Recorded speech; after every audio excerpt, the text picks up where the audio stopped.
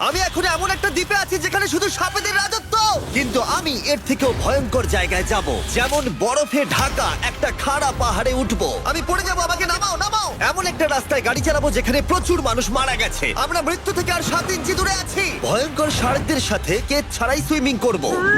সাফারির মাঝখানে যেখানে অনেক সিংহ, চিতা, হিপো এবং আরো অনেক প্রজাতি যেগুলো আমাদেরকে মেরে দিতে পারে। আমরা এটা কেন করছি? কারণ আমরা পৃথিবীর সব থেকে ভয়ানক 5টা জায়গায় যাব, আর যাতে সিংহরা আমাদের কাছাকাছি আসে তাই আমি অনেক মাংস এনেছি। ভাই আমরা বেঁচে ফিরবো তো? কিন্তু আসলে যে কারণে এই জায়গাটা বেশি ভয়ঙ্কর সেটা হলো সূর্য ডুবে যাবার পরে আমরা দেখতে পাই না, কিন্তু ওরা দেখতে পায়। জিমি, ওদিকে দুটো সিংহ রয়েছে। এই শব্দটা তো ঘন্টারের মতো লাগছে। না, এটা বিশাল ভাই। সবকিছু রাতে বেরোয় কেন? ভাই, আমাদের সিংহটা পুরো ঘিরে ধরেছে। আমাদের থেকে মাত্র 20 ফুট দূরে রয়েছে ওরা। আমাদের দিকেই তাকিয়ে রয়েছে। ও, এদিকেই আসছে। আমার খুব ভয় লাগছে। ও না না, ও আমাদের দিকে আসছে। সিংহগুলো আমাদের চারপাশে ঘুরেই যাচ্ছিল। আমরা হয়তো এই ভিডিওটা করতে গিয়ে মারাই যাবো। আর এটা তো সবে শুরু, কারণ এই ভিডিওতে পরের জায়গাগুলো আগের জায়গার থেকে আরো অনেক বেশি ভয়ানক হতে চলেছে। শেষে থাকবে এমন একটা দ্বীপ যেটা সম্পূর্ণ বিষাক্ত সাপে ভরা। আর এবার আমরা আইস ক্লাইম্ব করব একটা বিশাল ভয়ানক ঠান্ডায় জমে যাওয়া জলপ্রপাতে। সবাই তৈরি হয়ে নাও, এবার একটা দারুণ অভিজ্ঞতা হবে। এই হেলিকপ্টারটা এখন ফিরে যাচ্ছে। আমার জীবনে করা এটা সবথেকে ভয়ানক জিনিস। আমার জন্য প্রার্থনা করো। জিমি, তুমি চাও আমরা এই পাহাড়টায় চড়ে ওপরে উঠি? হ্যাঁ, এটা অসম্ভব। সত্যি কথা বলতে আমার মনেই হচ্ছিল না এটা আমরা করতে পারবো। তারপর নোলানের সাথে যা হলো তাতে আমরা আরো বেশি ভয় পেয়ে গেলাম। আমি পারবো না বন্ধুরা, একটু দাঁড়াও। আমি বেরিয়ে যাচ্ছি, আমি পারবো তুমি না। হাল ছাড়তে পারো না। না, আমি পারবো না। ও জিমি, নিচের দিকে দেখো না। ও মাই গড। যত উঠছি তত খাড়া হচ্ছে। আমার পা, আমি গ্রিপ পাচ্ছি না। ও ও ও ও। আরে তুমি পড়ে যাচ্ছিলে।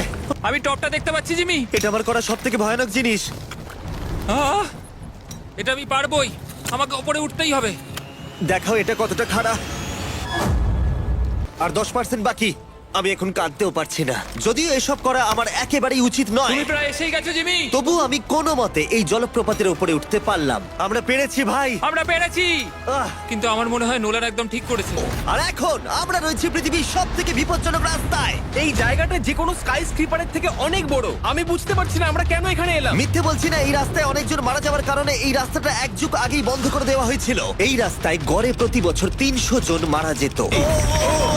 এবার বুঝতে পারছি কেন ডেথ রোড বলে। কিন্তু তুমি এমন চালাচ্ছ জানো এটা খুব সাধারণ রোড। দেখো তোমার জীবন আমার হাতে রয়েছে, তাই তুমি এরকম না, তোমার জীবন আমার হাতে রয়েছে। দেখো স্টিয়ারিংটা মনে হচ্ছে কেঁপে উঠলো। ট্রেন থেকে হাত সরিও না। আমরা এখন মৃত্যু থেকে মাত্র 7 ইঞ্চি দূরে আছি। সাবধানে সাবধানে। কি ও বলছো, মাই কি flash গড, করছে? আমার লাইফ ফ্ল্যাশ করছে, ফ্ল্যাশ করেই যাচ্ছে আচ্ছা, বারবার। আর যদি তোমরা ভাবো এটাই সব থেকে বিপজ্জনক, তাহলে বলে রাখি আমাদের রাস্তায় আরো 3টে বিপজ্জনক স্পট বাকি আছে। দেখো ওই জায়গাটার টায়ার কিন্তু মাটিতে থাকবে না, দেখতে পাচ্ছ? হ্যাঁ, সেটা আমি দেখতে পাচ্ছি।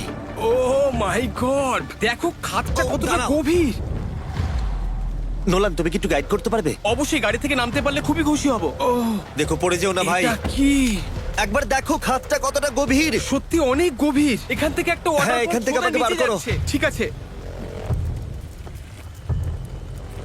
হে, হে, এটা তো পাগলামো ভাই।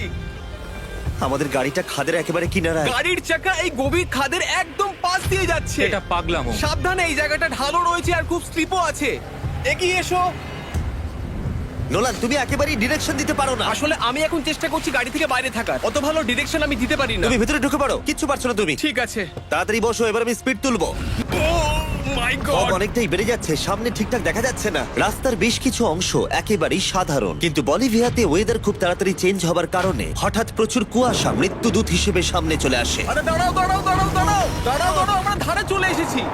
আমি ভালো করেছি তো? না, আর একটু হলে কিন্তু আমরা পড়ে যেতাম। খাদের খুব কাছে আছি। ঠিক আছে, তাহলে এদিক দিয়ে বের করি। ঠিক আছে, একটু দূর দিয়ে চলো। হ্যাঁ আরে, ঠিক আছে। ওটা কিসের আওয়াজ হচ্ছে? আমরা অনেক কাছ দিয়ে যাচ্ছি। কাপ।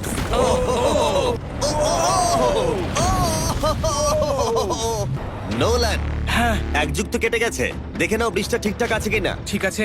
আমি শিওর হতে চাই যে এটা ভেঙে পড়বে কিনা, কারণ আমি মরতে চাই না। নোলান, ব্রিজটা পরীক্ষা করো, সব ঠিক আছে?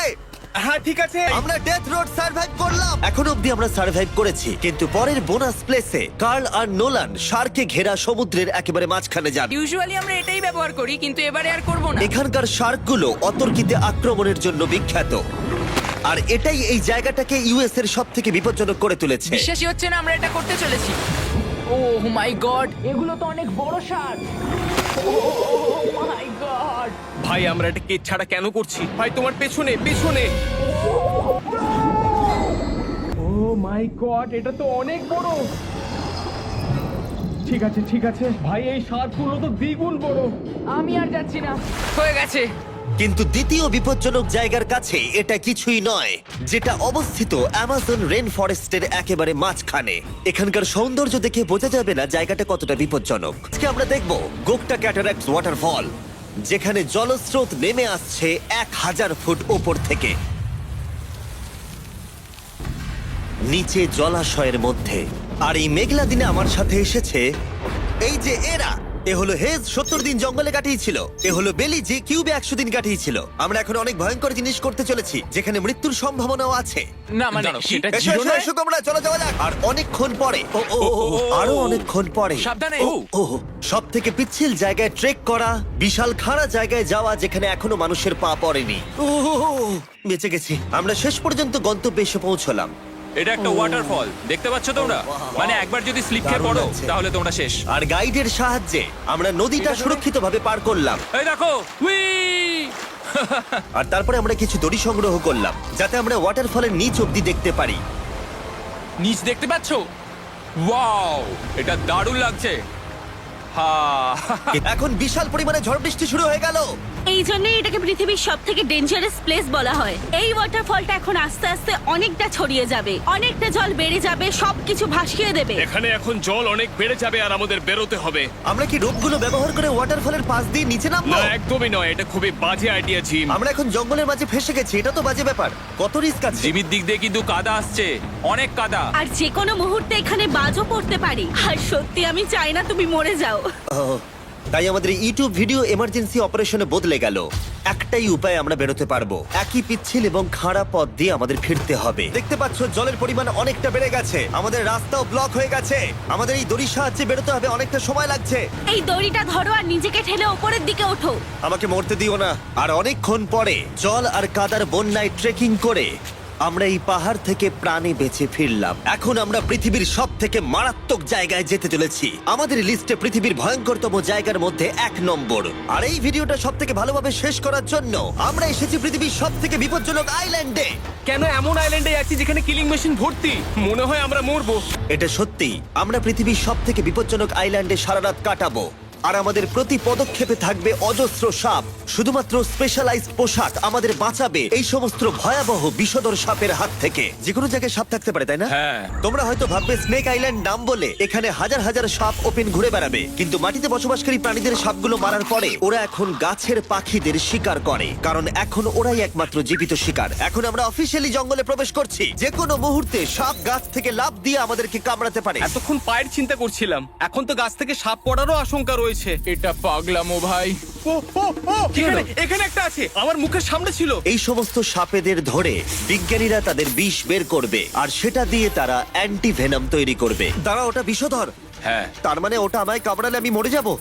হ্যাঁ, ও, ও, ও, ও, ও! ভালো করে কিন্তু ধরে রাখবে। এটা একটা বাচ্চা। ও না না, এ তো হারিয়ে গেল। তুমি এটাকে ফেলে দিলে? না, পালিয়ে গেল। এটা পালিয়ে গেল। কিন্তু তুমি, মানুষটা সাপটাকে এমন ভাবে ফেললো যেন আমি আমার ফোন ফেলে। সারা বিশ্বের যত অ্যান্টিভেনাম পাওয়া যায় তার 90% ব্রাজিল থেকেই পাওয়া যায়। তার মানে হলো যতগুলো সাপ আমরা ধরবো তত হাজার মানুষের জীবন বাঁচবে। জিমি, ওখানে আরেকটা সাপ রয়েছে। ও মাই গড, এটা তো বিশাল। আমরা অনেক খুঁজে পাচ্ছি, ওরা বাইরের দিকে তাই আসছে। দিনের বাকিটা সময় আমরা এই বিষাক্ত সাপগুলোকে ধরতে সাহায্য করলাম। এমনকি আমরা বিজ্ঞানীদের রিসার্চেও সাহায্য করলাম। দেখো, এই সাপটা মাটি থেকে 15 ফুট উপরে রয়েছে, আর সায়েন্টিস্টরা আমাদের গাছটাকে নাড়াতে বললো যাতে এটা নিচে পড়ে যায়। এই গাছগুলোর নিচে আমি কখনোই ক্যাম্পিং করব না, ও তো একটুও নড়ছে না। অনেকগুলো জীবন বাঁচাতে হলে আমাদের অ্যান্টিভেনাম দরকার। অন্ধকার ঘন হয়ে এলে আমরা সার্ভাইভ করার দিকে মন দিলাম। এবার ক্যাম্পিং এর সময়। ক্যাম্প সেটআপ হয়ে গেল, যদিও আমি সত্যিই জানি না এই ক্যাম্পগুলো স্নেক প্রুফ কিনা। খুবই ভয় লাগছে। আমি বাড়িতে গিয়ে শান্তিতে ঘুমোতে চাই। তাই আমাদের মনে একটাই চিন্তা ঘুরপাক খাচ্ছিল, যত তাড়াতাড়ি সম্ভব এখান থেকে বেরোতে হবে। আমি শুধু বাড়ি যেতে চাই।